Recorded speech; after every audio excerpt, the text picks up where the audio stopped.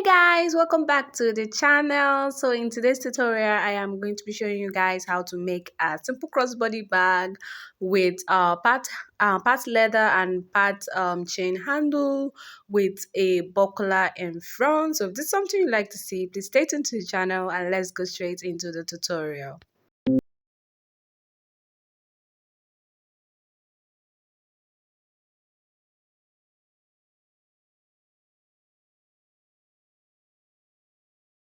So guys, this is all the material I'm going to be using. I've went ahead and cut it out of camera.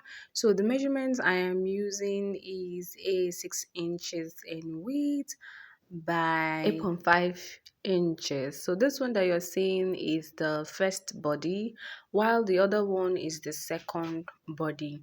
So the second body is the one that carries the top and the flap, and it measures 8.5 inches in width, 2 inches for the top, and 4 inches for the flap. So what I went ahead and do now is I am using a free hand to just do the curve. But if you don't know how to curve with free hand, you could use 2 by 2 inches to make your curve. So I would use this first curve to curve the back body and also the flap. Thank you guys for tuning into the channel. If you are a returning subscriber, thank you for always coming back. I love you and God bless you. Thank you for watching all my tutorials. Thank you for your comments. Thank you for liking my tutorials. And if you're just tuning into the channel for the very first time, you are highly welcome to the channel. Please do well to click on the subscribe button and also the notification bell so that you get notified whenever I post in new tutorials, because on this channel we have many more amazing tutorials to show you guys, and I promise you you wouldn't want to miss out. Don't forget to give me a thumbs up if you learn one or two things from these tutorials, and don't forget to also say something nice in the comment section.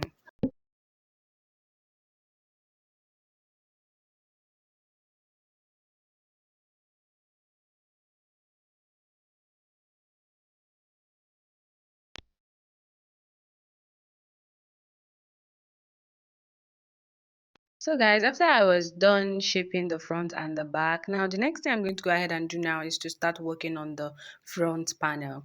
I am going to be using a piping belt attached with a piping cord so that it will give it stability and also give me enough space to sew it the way I want it to be. So after I was done sewing, this is what I have. You can use one, you can use only a piping cord or a piping belt, the one that you want, but I just decided to use the two because I wanted it to give it a particular feel. So this fabric right here is a 1 inches by 5 inches fabric that I'm going to be using to serve as the back buckle house. So after I was done sewing it to the middle, I sew it to the middle of the front panel. So this is the side piece and it measures 3 inches by the total length of when you measure it round. So you go ahead and put your what's it called, your D-ring for the long strap. Then you go ahead and sew it on. Now before you sew the side of the bag to the other front of the bag, make sure you pipe the top part from one side to the other side. I hope you understand what I'm saying. You pipe the top part before you now go ahead and sew it to the body of the bag. This is very, very essential. If not, the front part of this bag is going to be having a rough feel and you don't want that. So you go ahead and pipe the top part of this front panel from one end to the other end. So you go ahead and turn it inside out like this. Then you start your piping this way. You are using your piping belt to pipe it this way, this way, this way, and you stop at this other end.